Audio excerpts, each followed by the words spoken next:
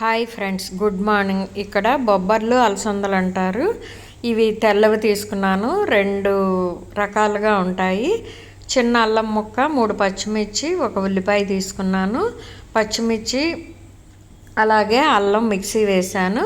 అలసందలు నైట్ అయితే నానబెట్టాను. ఈ విధంగా నానాయి. దానిలో వాటర్ ఏం లేకుండా చూసుకున్నాను. ఇదిగోండి, ఈ విధంగా నానాయి. అవి ఇప్పుడు మనం అల్లం పచ్చిమిర్చి 5-6 గంటలన్నా సరే నానబెట్టాలి. నేను నైటే నానబెట్టాను ఉదయం చేద్దామని. ఇంక ఇందులో మిక్సీ జార్లో ఈ నానిన బొబ్బర్లు అనుకోండి, అలసందలు ఒక్కొక్క చోట ఒక్కో రకంగా పిలుస్తారు. కచ్చాబచ్చాగా మనం ఈ విధంగా ఇందులోకి తీసుకోవాలి. మరీ మెత్తగా వేసుకోవాల్సిన పని లేదు. నెక్స్ట్ కూడా మిగిలినవి కూడా ఈ విధంగా వేసేసి నేను ఒక డిష్లోకి తీసుకున్నాను. ఇదిగోండి, ఈ విధంగా వడగాని అలా వస్తుందా లేదా చెక్ చేసుకోండి. ఒకవేళ కాదు అంటే కొంచెం వాటర్ యాడ్ చేసుకోండి. నేనైతే వాటర్ అస్సలు యూజ్ చేయలేదు. జీలకర్ర, ఉల్లిపాయ కట్ చేశాను కదా, అవి కూడా వేశాను. కరివేపాకు, కొత్తిమీర వేసి ఈ మొత్తం ఈ విధంగా కలుపుకోవాలి. సరిపడినంత ఉప్పు అయితే వేశాను.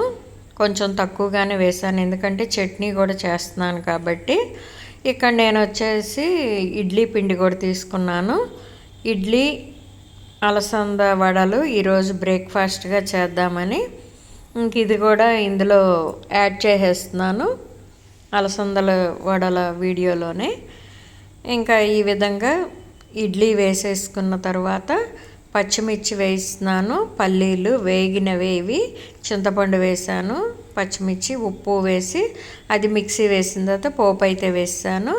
ఇక్కడ ఆయిల్ వచ్చేసి వడల కోసమని అలసంద గారెలకి రెడీ చేసుకున్నాను. వేగిందో లేదా అని చెక్ చేశాను. ఇంక ఇదిగోండి, ఆయిల్ అయితే ఆయిల్ ప్యాకెట్ కట్ చేసి వేసాను కాబట్టి ఆ ఆయిల్ ప్యాకెట్తోనే దాని మీదే వేసేస్తున్నాను. ఈ విధంగా వేసుకొని మనకి కొంచెం పలచగా వేసుకోవచ్చు, మందంగాను వేసుకోవచ్చు. ఈ వడలు అనేది రెడీ అయిపోయాయి. ఇంకా పల్లీ చట్నీ, ఇడ్లీ, ఈ అలసందల వడలు రెడీ అయిపోయి చాలా టేస్ట్గా ఉంటాయి. ఈ విధంగా చేసి చూడండి. 5-6 గంటలు మాత్రం ముందు నానబెట్టి ఉంచుకోండి.